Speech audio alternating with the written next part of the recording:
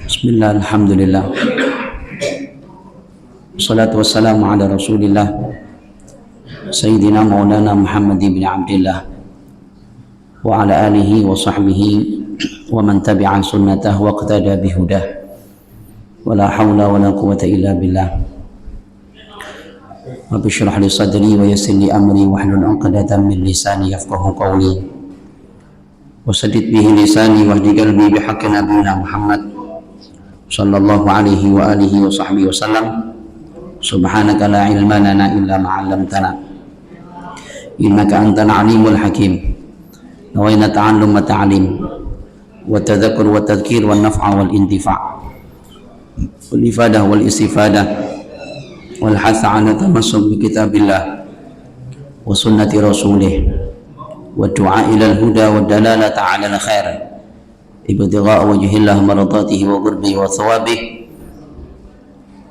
wa nuni thawab ma qara'na ma taluna ma dhakarna ma 'amilna ma sa'ina ila arwah ma dhakarta asma'ahum 'inda ibtida'i kulli ta'lim wa 'ala hadhihi niyyah as-salihah wa 'ala kulli niyyatin salihah jami'an syamilah wa ila hadratin nabiyil mustafa Muhammad sallallahu alaihi wa alihi wa sahbihi wa sallam khairil bariyah. Al-Fatihah.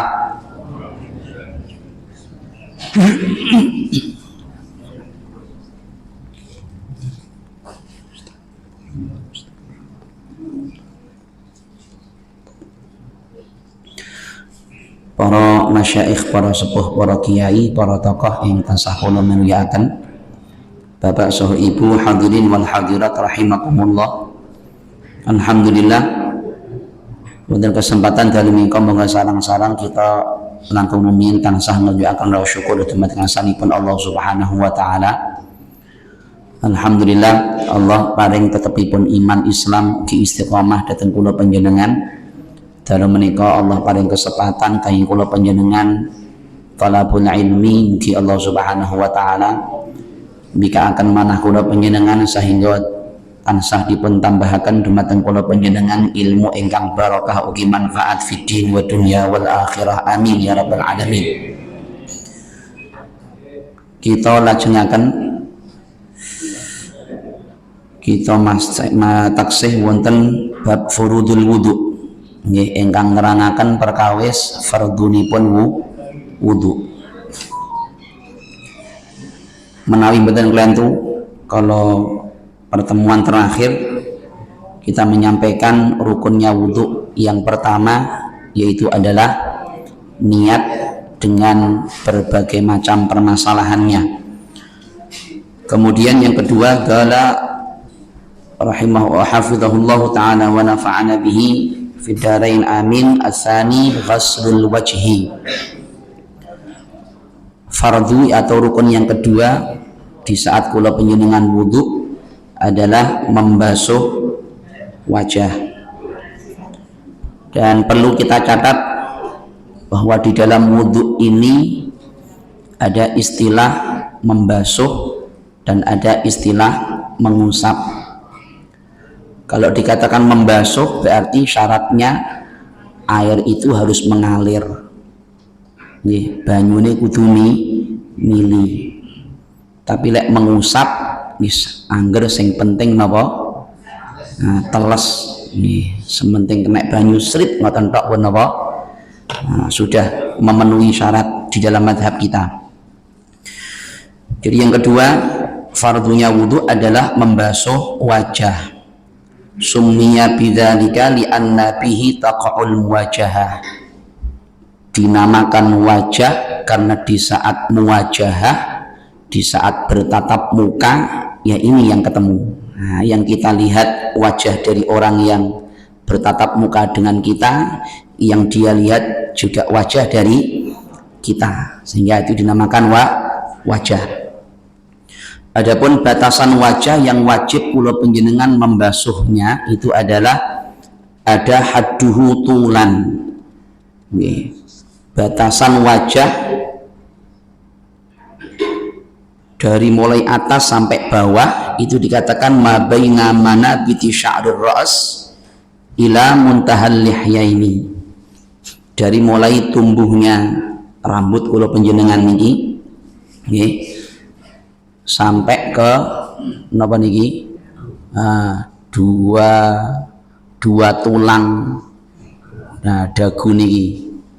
Jadi lek digaris ngoten, kemudian nanti untuk yang menyampingnya mulai saking napa niki jenenge sing mentil cilik niki lho Bu. Apa istilah ini? Mentil cilik niki enten nggih sedaya nggih. Nah, ini sampai ke samping yang sebelah. Jadi lek digaris, mohon maaf, lek digaris wajah niku sing wajib kena niki. Dari mulai tumbuhnya rambut melingkar nggih, melipir sampai ke bagian telinga sing mentil cilik niki, kemudian ke napa niki tulang napa namanya niki tuhan rahang ya, ke bawah ke dagu, begitu sampai kembali lagi ke atas. Itu yang wajib terkena apa? Basuhan air. Pastikan bahwa area yang disebut wajah tadi tidak ada sedikit pun yang belum terbasuh atau terhalang basuhannya. Maka nanti di belakang ya, setelah kita mempelajari fardunya wudhu niki, akan ada subbab yang menerangkan tentang syarat-syaratnya ya, syarat sahnya napa wudhu. Di antaranya bahwa di anggota wudhu kula panjenengan harus bersih dari segala sesuatu yang bisa menghalangi napa masuknya air ke dalam pori-pori. Nah, yang kedua, pastikan bahwa semua ini terbasuh, jangan ada yang tidak terbasuh. Mohon maaf, terkadang ada sebagian di antara ikhwan muslimin ini ketika membasuh wajah niku namung ngeten. Mohon maaf ya. Posisi wajah niki memandang ke bawah ya, mandangannya ke bawah, kemudian dia mengusapnya itu cuma begini. Jelas mboten niki praktek kula. Nah, yang samping ini tidak terkena nggih. Maka wudhu yang seperti ini walau menghabiskan berapa kubik air pun nggih dianggap sah wudhu ini ku. Maka nanti kita sampaikan tata caranya, bahwa di saat panjenengan membasuh wajah itu, di antara tata cara yang harus panjenengan perhatikan adalah, walaupun ini tidak wajib nggih, tata cara niki mboten wajib, tetapi untuk mencapai kesempurnaan kewajiban kula panjenengan membasuh wajah itu, maka tidak boleh kita anggap napa sepele. Satu, posisi wajah niki rada ndangak nggih, rada ndangak, tegese rada ndangak niku ngeten. Kalau tadi saya contohkan ndingkluk ngeten nggih. Nah niki ngeten. Rada napa? Rada ndangak ngeten. Saged to ngoten niku. Umume tiyang wudu niku kan bungkuk nggih. Tetapi sebenarnya sunnahnya adalah duduk. Dan kita sekarang kesulitan mencari masjid yang bisa wudhu dengan cara duduk. Jujur mawon ya, karena itu yang saya sampaikan dulu, pernah saya sampaikan bahwa membangun masjid itu sebenarnya akan jauh lebih baik ketika melibatkan ahlinya, bukan ahli dalam bangunan tetapi ahli di dalam napa tata syariat yang terkait dengan napa pelaksanaan ibadah di masjid itu, entah itu wudhu dan yang lain-lainnya. Tetapi bukan saya katakan tidak ada satu dua masjid yang mungkin memfasilitasi itu nih. Jadi wudhu ini ku napa kelawan duduk. Nah itu perlu niku ya, ora ketang misalnya siji loro napa pinten ngoten, salah satu di antara tempat wudhunya itu disetting napa dengan cara duduk. Barangkali ada mungkin satu yang menghendaki untuk menyempurnakan kesunahannya di dalam wudhu. Yang kedua, mungkin ada orang-orang tertentu yang memang napa uzur untuk napa wudhu dengan cara membungkuk, sehingga dengan adanya itu akan terfasilitasi ngaten mawon. Maka umumnya ya ada, bukan ada begitu saja. Ada mungkin yang wudhu itu wajahnya menghadap ke bawah Tetapi yang lebih baik adalah rodok didangakni. Begini. Rodok dangaknya kan. Kemudian posisi air itu kalau bisa di depannya wajah begini, bukan di bawah begini ya. Jadi keran air itu ketika mili itu berada di depan untuk menghindari juga napa niku mangke tetesan bekas air wudhu yang dikhawatirkan akan jatuh ke napa ke air yang ada di tangan kita. Ya, kalau sudah nanti posisi wajah penjenengan itu agak ndangak ngoten, kemudian nanti menjatuhkan airnya jenengan mulai dari dahi. Lah nyeblokne king bathuk. Mboten king tengah, tapi king bathuk. Supaya napa? Supaya banyu mili jenengan kantun ngeratakne. Ngoten nggih. Biur jenengan kantun ngeratakne. Bagian napa niki? Napa ngaran niki mripat niki lho. Nah, niki ya rada dikenek-kenek nih. Kalau perlu digitikan supaya barangkali ada kotoran-kotoran apa belek yang mungkin akan bisa menghalangi air akan bisa hilang. Ngoten.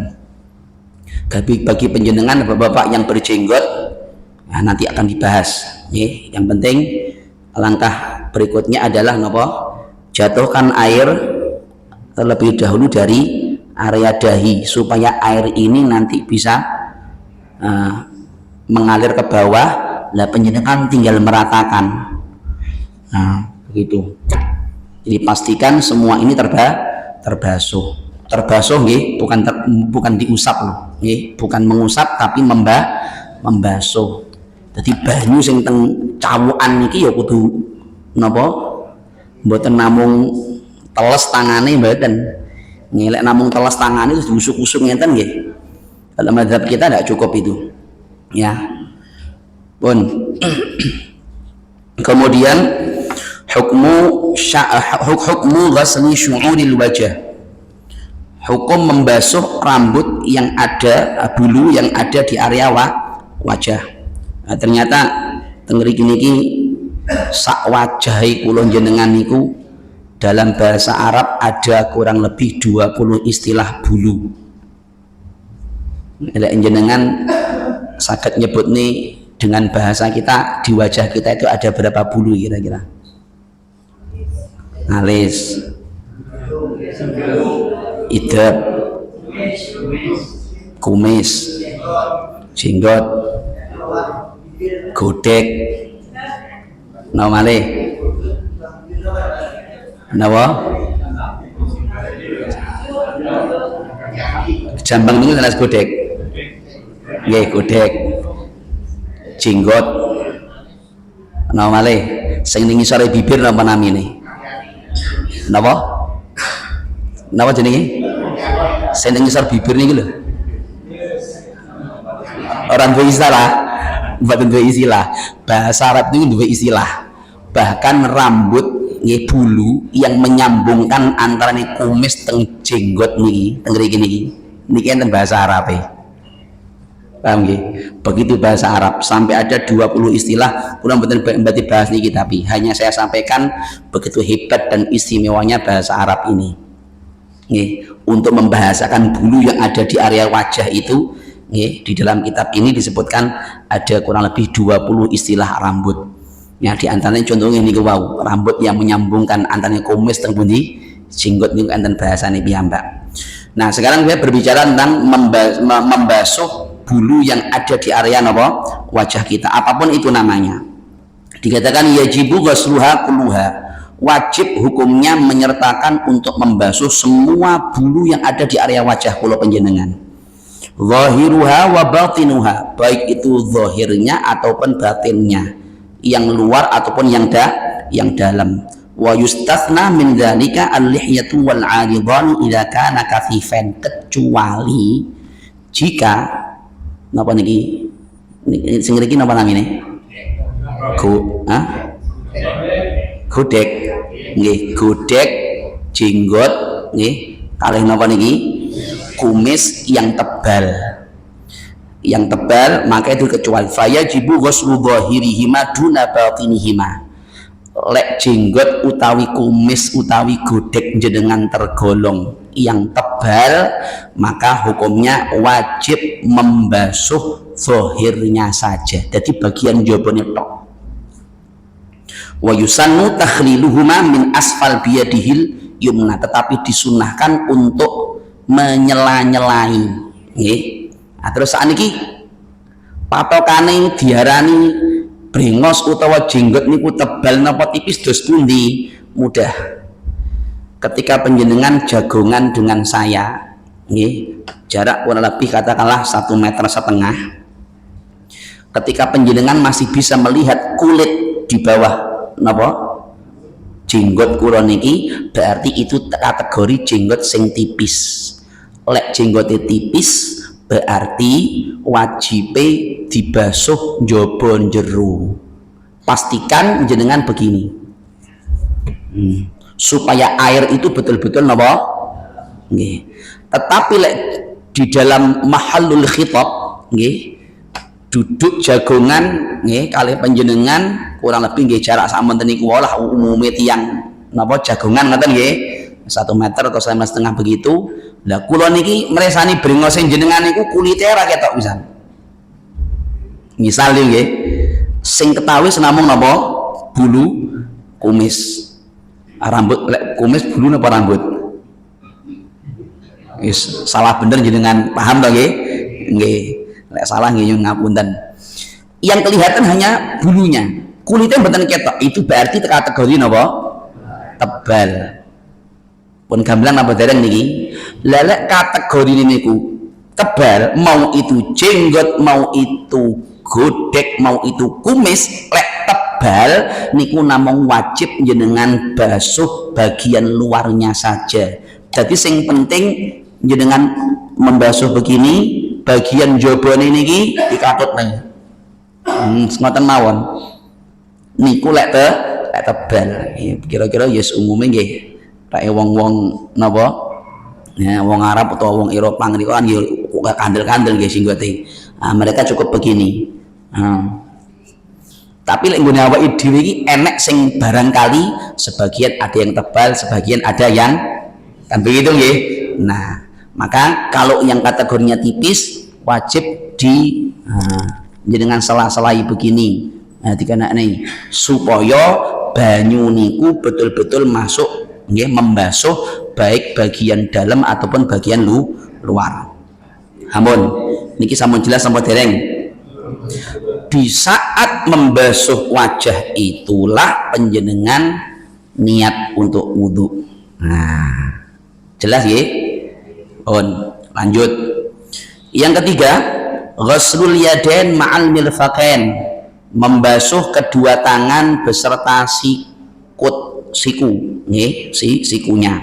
Berarti siku termasuk sing wajib napa dibasuh. Al-mirfaqan huma al-'azmani al-barizani baina as-sa'id wal 'adud wa fi kulli yadin mirfaqan wa yajibu ghuslu juz'in min al-'adud liyata'akkada min ghuslil yad kulliha liqa'idah ma la yatimmul wajib illa bihi fa huwa wajib. Kalau bisa lebihkan sedikit di atas napa siku.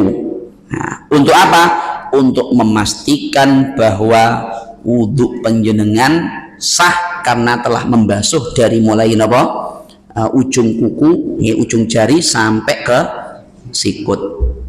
Lek saged basuhan niku jenengan luwi, mau itu wajah, mau itu tangan, mau itu kaki, lek saged empun namung dipres, nggih, dipres mek sampai sikut tok, ndure sikut titike ora teles. Nah, lek saged empun ngoten, lebihkan basuhan itu karena kata Nabi Shallallahu Alaihi Wasallam besok di hari kiamat anggota badan yang terbasuh dengan air wudhu itu akan menjadi tanda bahwa dia adalah umat Nabi Muhammad Shallallahu Alaihi Wasallam.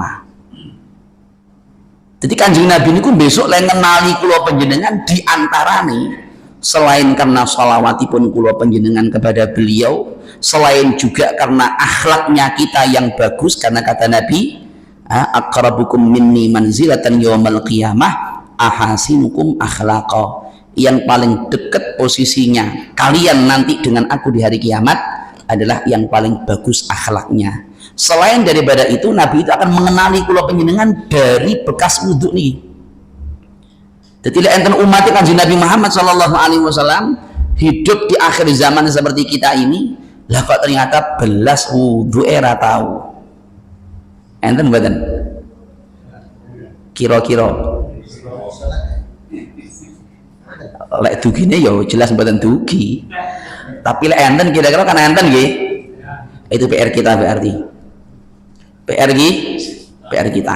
Karena mereka adalah umat Nabi Muhammad sallallahu alaihi wasallam. Ada, ya ada. Maka jangan berharap nanti di hari kiamat dia akan mendapatkan pertolongan, karena Nabi akan mengenali umatnya dari situ. Oh ini wajahnya bersinar, oh ini tangannya bersinar, oh ini kakinya bersinar, ini umatku. Begitu Nabi mengenali kita, dan itu hanya berlaku untuk kalau penyenang umat Nabi Muhammad sallallahu alaihi wasallam. Umat yang terdahulu tidak memiliki keutamaan itu. Nah, ini penak Kanjeng Nabi niku besok ini tani, angger wajahnya napa bersinar, tangannya bersinar, ini jelas umatku. Ini mlebu dhisik ning swarga, begitu. Allahumma ja'alna minhum. Moga-moga kita termasuk golongannya mereka. Allahumma amin ya rabbal alamin. Lanjut. Jelas nggih? Nah, tentang kesunahannya nanti diantaranya, saya singgung sedikit. Umumnya biasanya awake dhewe niki, kebanyakan dari kita ketika membasuh kedua tangan itu kita mulai dari arah siku menuju ke ujung jari. Tetapi yang paling afdal, yang paling utama sebenarnya adalah dimulai dari ujung napa? Dari ujung jari. Bisa dengan cara penjenengan napa nggih dijalankan di bawahnya napa air yang mengalir dari keran itu nggih, dimulai dari ujung begini sebanyak 3 kali, atau bisa dengan cara penjenengan bahasa Jawa mohon nggih nyawuk banyu, kemudian penjenengan jatuhkan pelan sambil digosok begini ya sebanyak 3 kali, dan dahulukan yang kanan. Kadang kalau enten sing lain basuh niku dijisikne sing kiwa, bukan tidak sah wudhunya, sah wudhunya sah. Sing penting antara nih napa niki ujung jari sampai siku niki terkena air semuanya. Tetapi dia menyalahi kesunahannya Nabi Shallallahu Alaihi Wasallam. Dan pastikan bahwa di area tangan kula panjenengan tidak ada sesuatu yang menghalangi masuknya air. Nah, ini juga perhatian bagi orang tua untuk anak-anaknya. Kadang kalau kita jumpai anak-anak pulang sekolah tangannya dalam keadaan apa? Kena tip X. Gimana? Ya, dan itu akan menghalangi wudhunya mereka. Kalau yang sepuh-sepuh kadang kalau ketika ngecat, ketika ngecat ada apa? Tetesan-tetesan cat yang mungkin ada di area wudhu kula panjenengan tidak dihilangkan terlebih dahulu, maka itu juga termasuk yang menghalangi apa? Untuk ibu-ibu kitek, harus hati-hati. Kitek, kalau kitek itu bahannya ya tinggal melihat. Kalau bahannya yang termasuk bisa ditembus oleh air nggih mboten napa-napa. Tetapi kalau bahannya itu biasanya umumnya sing rodok gilap-gilap ngoten niku lho Bu. Niku biasane arek banyu mboten tembus niku. Nggih. Itu perhatikan, jangan sampai ada napa? Jangan sampai ada yang menghalangi. Karena kalau ada sedikit yang terhalang, maka akhirnya pun wudhuke malih mboten sah. Nggih. Walhamdulillah. Kalau tato itu ya jenengan yang belum ndak usah. Yang sudah ya sudah. Kalau berbicara itu sebenarnya ya tato itu ya membawa najis sebenarnya, karena ketika ditato itu kan ada darah yang keluar ngoten nggih, kan itu pakai jarum nggih, darah yang keluar kemudian bercampur dengan zat pewarna yang akhirnya menggumpal kan begitu. Tetapi ketika sudah terlanjur seperti itu nggih, apakah wajib pada akhirnya dihilangkan? Ini para ulama pun juga berbeda pendapat. Jika memang dengan dihilangkannya itu menyakitkan, sakit dan tidak tahan dengan sakitnya itu, ya sudah, tidak perlu dihilangkan. Tetapi jika mungkin ada cara atau alat tertentu yang bisa menghilangkan itu tanpa harus meninggalkan rasa sakit, ya maka monggo silakan. Dan saya pernah lihat ada berita di mungkin sekitar di daerah Jawa Tengah, mungkin Jogja atau mana gitu, ada komunitas yang memang memfasilitasi itu dan mereka gratis. Siapapun para pemuda-pemuda yang mungkin kepengen menghilangkan itu, dan di dalam promosinya itu pakai cairan zat tertentu yang itu tidak menimbulkan rasa sakit yang berlebihan. Akhirnya banyak muda-muda itu yang monggo silakan diupayakan. Tapi ketika itu pada akhirnya membahayakan atau mungkin menyakitkan untuk diri sendiri, maka sudah ambil aja pendapat yang tidak harus dihilangkan. Apalagi kalau sampai di area wajah dan sebagainya, kan enten kadang kalau ya ndak usah mboten napa-napa. Tetapi ketika seseorang itu dengan keteguhan imannya dia kepengen menghilangkan itu, ya monggo. Dan dengan tato itu kan pori-pori itu tertutup sehingga akhirnya air itu tidak bisa masuk begitu. Maka alangkah baiknya yang belum tidak usah, anak-anak juga demikian, pastikan mereka tidak, tetapi yang sudah niku wau, monggo kembali kepada masing-masing. Jika memang dengan itu jenengan tidak tahan dengan sakitnya, ya sudah, ambil yang tidak harus dihilangkan. Tapi kalau jenengan tahan dengan sakitnya itu, atau mungkin ada cara yang tidak menyakitkan, monggo silakan. Nah, ada pertanyaan? Badan lanjut ya. Yang keempat, mashu ba'din min basyaratir ra'si au sya'rihi. Yang keempat ini adalah mengusap sebagian daripada area kepala. Fayakfi walau ba'da sya'ratin, maka cukup di dalam mazhab kita Imam Syafi'i untuk mengusap sebagian saja dari rambut kepala kita. Wa syartus sya'ri alladhi yasihul masnu alaih alla yakhruja bil maddi an haddir ra's min jihati nuzulih.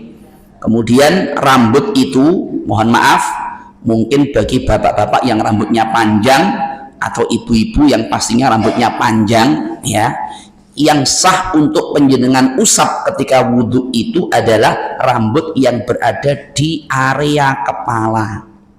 Misal ibu-ibu atau bapak-bapak rambutnya panjang, kemudian rambut yang bagian atas ini juntaikan ke bawah, ke depan begitu, misalkan sampai bibir misalnya, ini masih berada di area kepala nih artinya. Umpama kok misalnya nalikane wudhu niku rambutnya diuraikan ke depan, kemudian dia mengusapnya begini. Nah, niki mboten napa-napa, sah wudhu'e. Karena yang dia usap ini adalah rambut yang masih berada di area kepala, atau mungkin bahkan rambut yang berada di, bukan rambutnya jenggot tapi rambut yang di kepala ini. Nah, rambut yang di kepala ini ya sampai memanjang sampai ke dagu. Nah, yang sini misalkan. Nah, atau kalau yang belakang ya niku tidak lebih dari niki bawahnya. Niki dengan usap begini itu masih boleh. Tetapi kalau yang diusap itu sudah keluar dari area itu, misalnya rambutnya dawa sampai sak menten, sing dibasuh ngeriki misalnya, niki mboten sah. Karena rambut ya ini rambut memang, ini rambut di kepala memang panjang memang, tetapi karena ini sudah keluar dari area kepala, maka wudhu penjenengan tidak dianggap sah kalau yang dibasuh itu rambut yang sejajar dengan dada ini. Jadi yang sah untuk diusap itu adalah rambut yang masih berada di area kepala. Jelas ya? Dan cukup diusap, bukan dibasuh. Usap. Mazhab kita Imam Syafi'i cukup sebagian, tetapi kesunahannya ada. Kesunahannya ada, wabil khusus bagi bapak-bapak yang tidak panjang rambutnya, biasa-biasa, mohonlah kurang lebihnya mungkin seperti kayak saya ini, maka kesunahannya dari mulai depan ditarik ke belakang ya sampai ke tengkuk, kemudian kembali ke depan lagi begini, diulang sebanyak 3 kali. Ambil air setiap kali mau mengusap, mengambil air. Tetapi kalau jenengan tidak mau seperti itu, cukup dengan cara srit ngoten tok pun mboten napa-napa.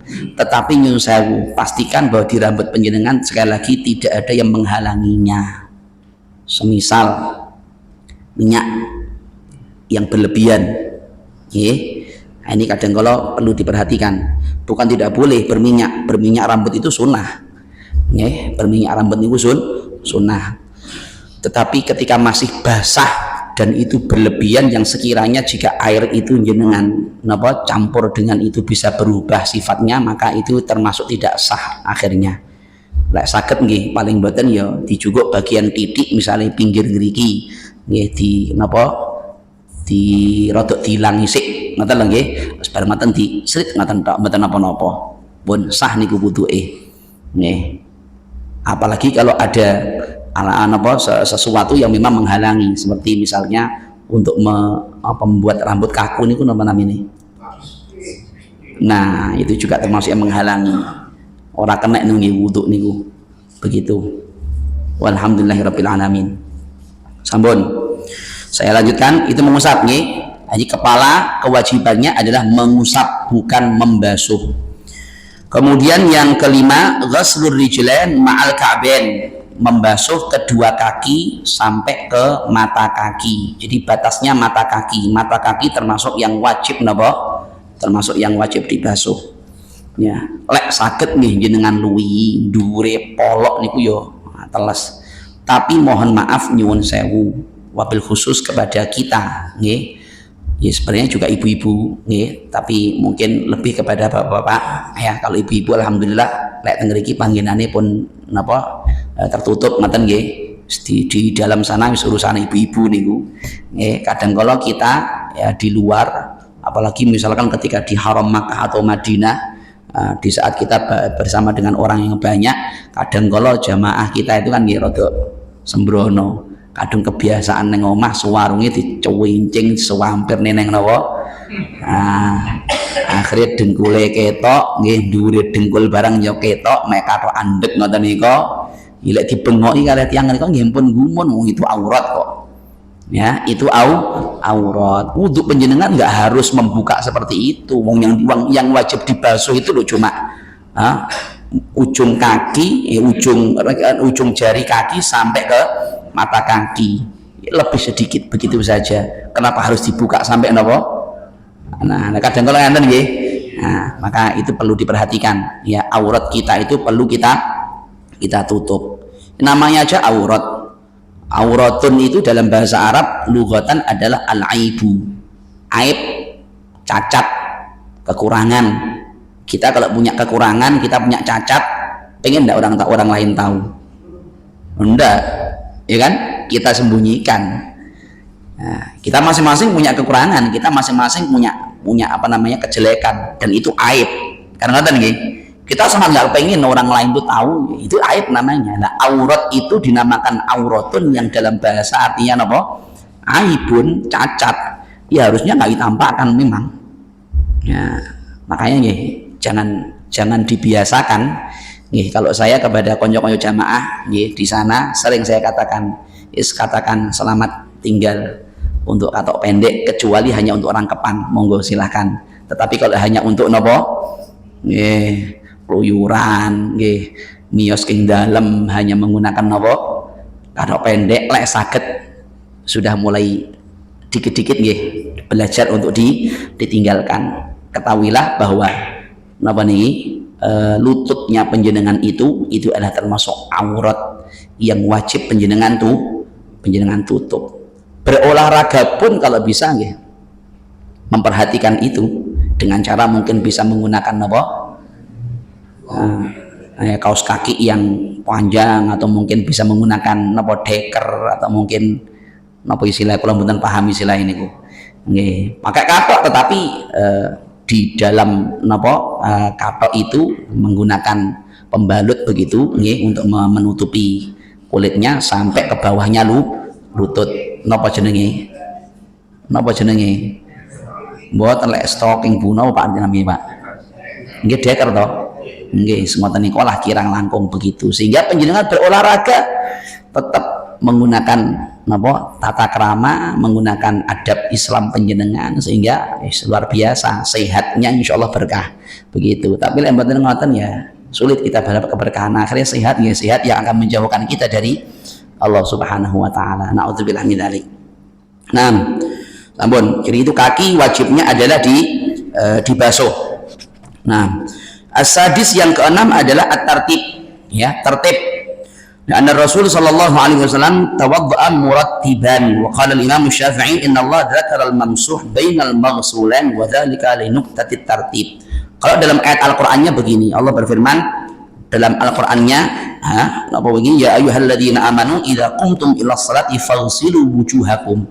Allah memulai dari basuhlah wajah kalian. Wa aydiyakum, dan basuhlah kedua tangan kalian ilal marafiq sampai ke siku.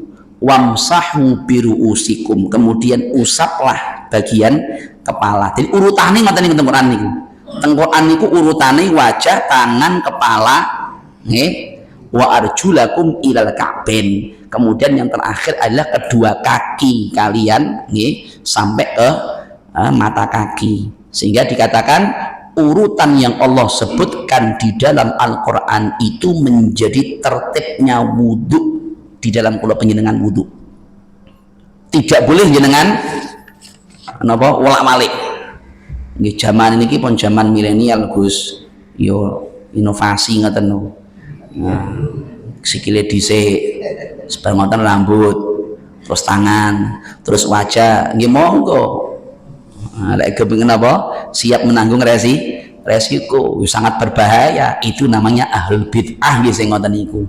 Ya, tidak sesuai dengan aturan syariat. Jadi tertib ini juga menjadi fardu. Nggih, jenengan membasuh dulu dari mulai wajah, kemudian tangan, kemudian mengusap kepala, kemudian membasuh kedua kaki.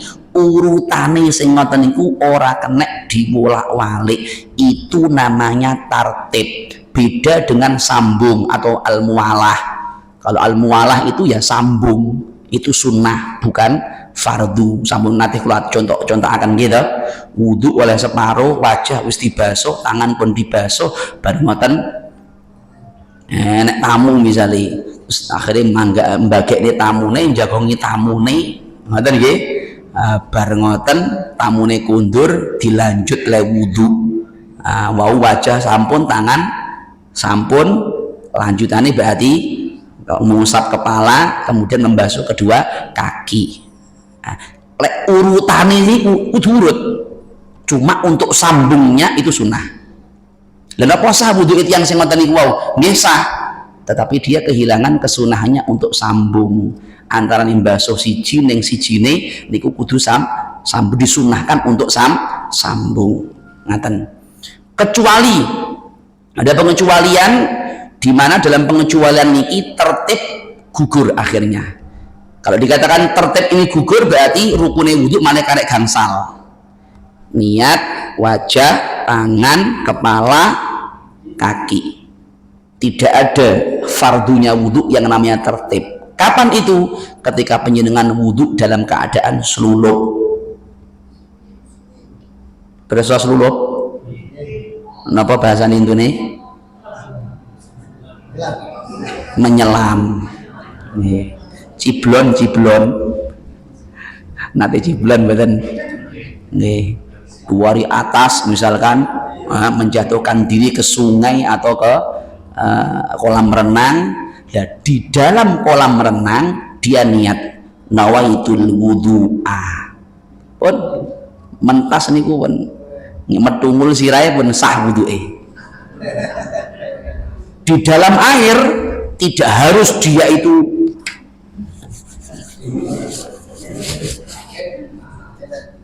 mboten, karena di saat penjenengan wudhunya itu dengan cara selulup, artinya seluruh anggota badan penjenengan itu masuk ke dalam air, fardunya wudhu yang namanya tertib itu gugur.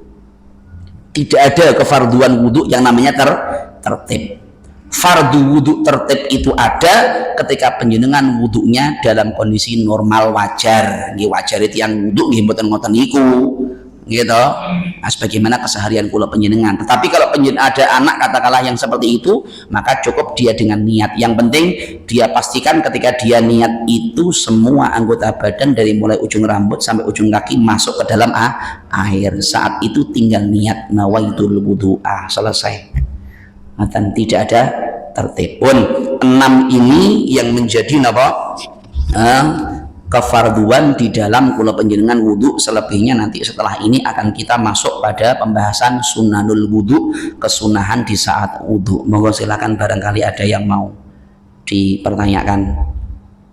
Lek mboten enten kula lanjut riyen. Enten apa mboten? Monggo. Silakan Ibu.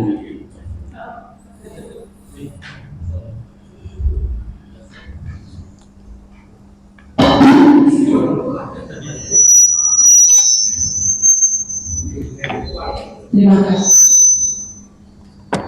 Yang saya tanyakan, pada saat membasuh tangan baik kanan maupun kiri, begitu juga membasuh kaki, apakah harus dibantu dengan tangan masuk? Digosok, ya, ya. Menggosok di saat wudu itu dalam madhab kita menjadi kesunahan Ibu. Jadi nggosok ini sunnah, tetapi dalam madhab Malik, madhab Maliki itu wajib. Terus selain jenengan derek madhab Imam Malik, kok wudu jenengan namung diguyang banyu ngeten tok, diwolak-walik ngeten tok astane, wudu jenengan mboten sah. Tetapi dalam madhab kita, jika itu penjenengan lakukan hanya dengan napa? Membolak-balik napa? Tangan, sing penting sikut sampai pucuk driji niki terkena air, itu dalam madhab kita wudu penjenengan sudah sah. Cuma ada hikmahnya. Kenapa kok syariat itu mensunahkan kita untuk menggosok tangan? Itu adalah supaya kita tahu yo mbok menawa enek barang sing nemplek neng anggota badan ketika kita wudhu, sehingga dengan kita raba itu akhirnya kita tahu. Ketika jenengan wudhu misalkan basuh tangan digosok begini, tahu-tahu di bagian bawahnya sikut, loh apa iki? Nah, ya Allah enek solasi ini tiba-tiba. Nah, gitu, itu hikmahnya. Ya, itu hikmahnya. Nah, termasuk diantaranya lagi kesunahan jenengan kumur, jenengan menghirup air pakai hidung, itu kan tidak fardu, tidak wajib. Itu bukan tanpa hikmah. Nabi SAW mensyariatkan itu, walaupun itu sunnah, saged nggih kula jenengan tidak meninggalkan. Karena itu diantara hikmahnya adalah dengan kita berkumur itu kita tahu banyu sing digawe wudu niki rubah napa mboten rasane. Lah kok ternyata ketika kumur kok rasa Fanta. Nah, kan berarti banyune ra kena digawe wudu. Lah nggih kumur mawon wis napa krasa Fanta misalnya. Berarti kan berarti banyune niki pun berubah rasane. Dengan hidung itu penjenengan juga bisa ampune kok ngene banyu iki. Nah, maka dengan itu penyangga bisa mengetahui sebelum pada akhirnya penjenengan masuk di dalam ibadah wudu. Begitu. Sampun wonten malih? Inggih. Kalau anaknya perban gimana? Oh ya, itu nanti masuk bab ahkamul jabirah. Nggih, ahkamul jabirah. Itu nanti ada pembahasan tersendiri supaya runtut ngaten nggih. Tetapi yang pasti itu nanti ada napa nggih pemetakannya.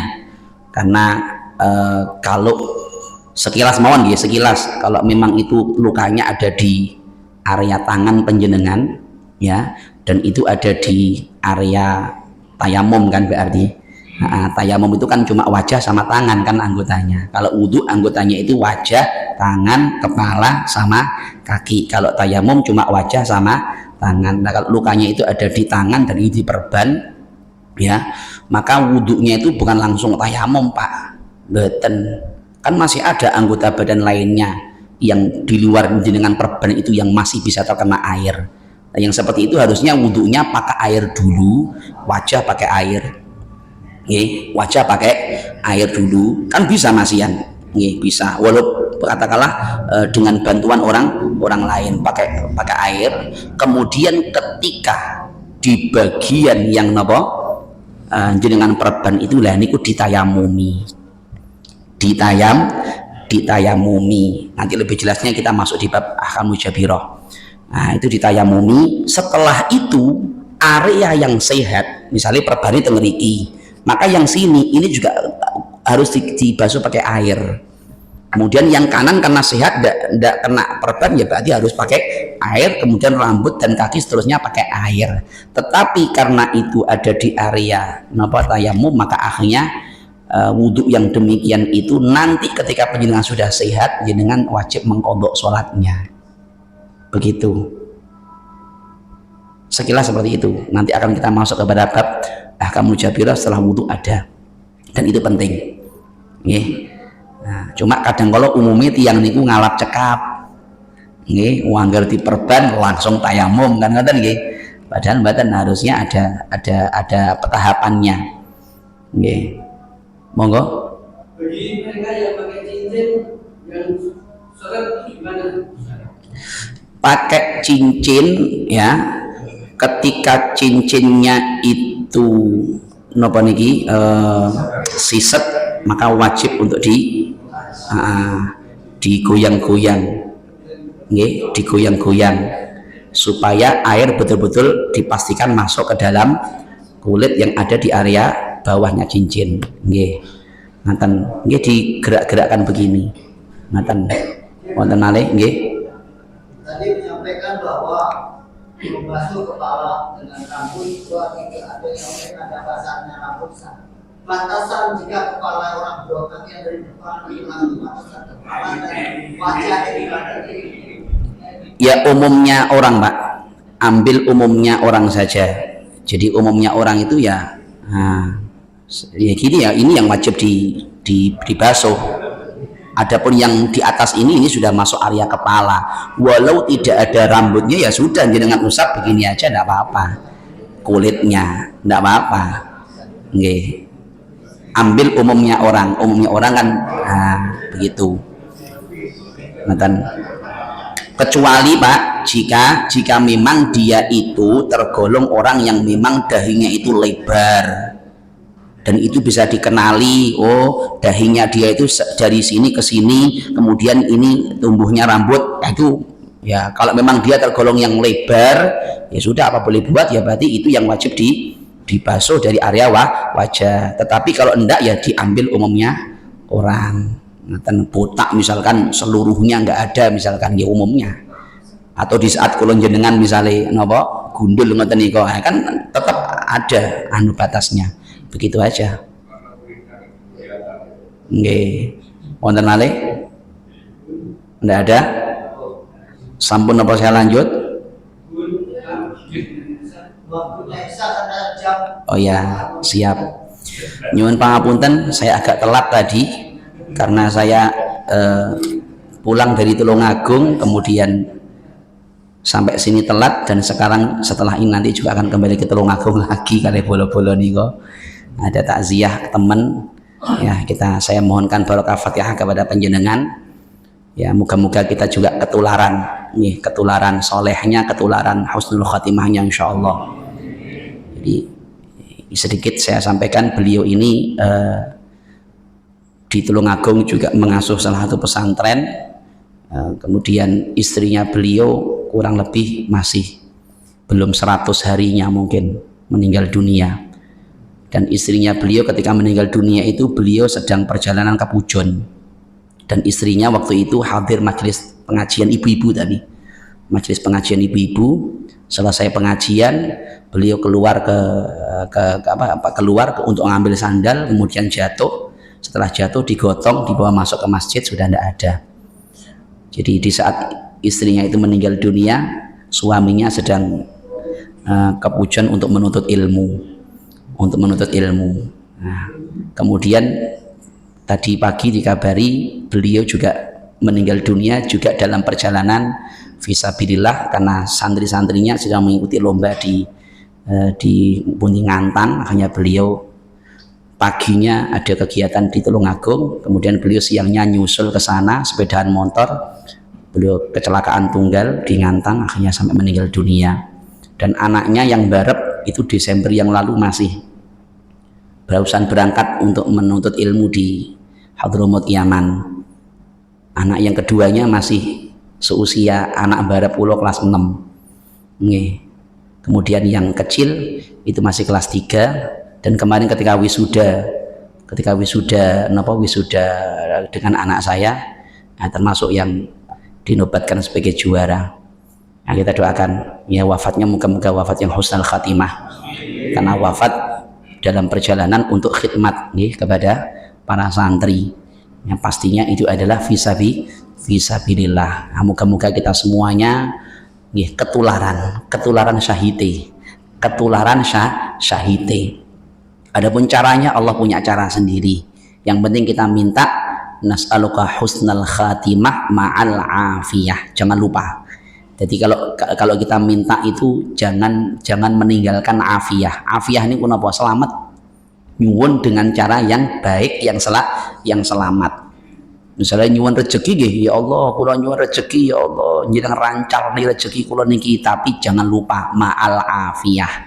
Nek namung nyuwun lancar rezekine tok nggih, mohon maaf. Nggih. Mlebu penjara wis ora dak mikir mangane piye. Nah, gitu. Nah, tapi kan mboten afiyah carane, ngoten. Nah, atau wafat yang bagiannya pokoknya disertakan afiyah, karena afiyah itu adalah penting. Ya. Wa ikhtim lana bi husnil khatimah ma'al afiyah. Ngoten mawon, lek mboten jenengan kerepotan, pokoknya setiap minta apapun lek saged jenengan sertakan kalimat afiyah. Ya Allah, kula nyuwun anak kula ingkang saat niki bibinau enten ngrika jenengan paringi ilmu ingkang barokah, manfaat jenengan pikak manahipun, jenengan gampelaken anggenipun belajar, jenengan sarengi kalian afiyah panjenengan. Ngoten mawon.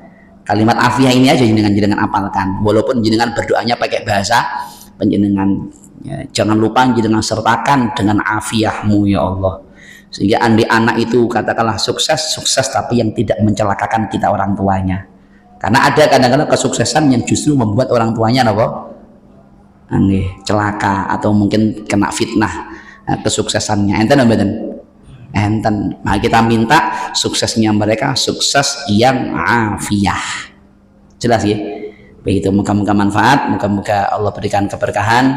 Nyuwun pangapunten wonten kekiraan khilafan. Kula nyuwun berkah Fatihah sepisan untuk beliau almarhum Ki Al-Hajj Muhammad min Hajun Ni'am zujati annallahu yafillahuma wa yarhamuhuma wa yu'li darajatihima wa yu'idu 'alaihim barakatihima wa asrarihima wa anwarihima wa 'ulumihima nafa'ati fid dunya wal akhirah. Al-Fatihah. Ar-Rahmanir Rahim, Maliki Yaumiddin, Iyyaka na'budu wa iyyaka nasta'in, ihdinas siratal mustaqim, siratal ladzina an'amta 'alaihim ghairil maghdubi 'alaihim waladdallin. Amin. Wal afa minkum. Assalamualaikum warahmatullahi wabarakatuh.